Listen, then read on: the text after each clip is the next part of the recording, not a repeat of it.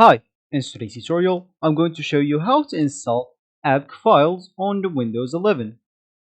So first of all, of course, if you are a Windows 11 user, just go and open your PC up. But of course, if you are a Windows 10 user, if you have a PC with Windows 10, you can just go into your settings to actually upgrade into Windows 11 for free. And you can even run the installation into the background of your PC while in the meanwhile you're using your PC without any problems. Of course, your PC will be a bit slower, but it's not going to be a problem. And once the installation is done, you'll be notified to restart or to reboot your PC. Once you do that, you will find your Windows 11 ready to use for you.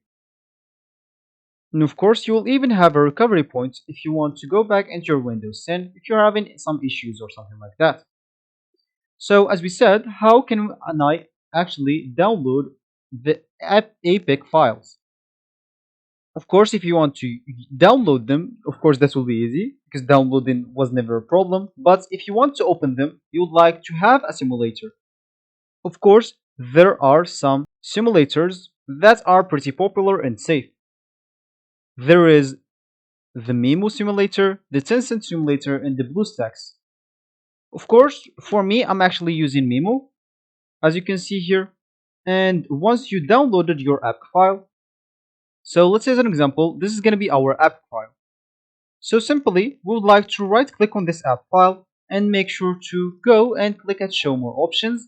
And of course, we will normally find open as, so let's just do it with this PDF file. We will normally find this open with, and of course, make sure to select your simulator from here. It will actually then open into your simulator and install into your simulator and you will be good to go. Of course, if you didn't find it here, you can choose another app and look for it all here. So this will be actually for this tutorial. I hope you like it. Thank you guys for watching and goodbye.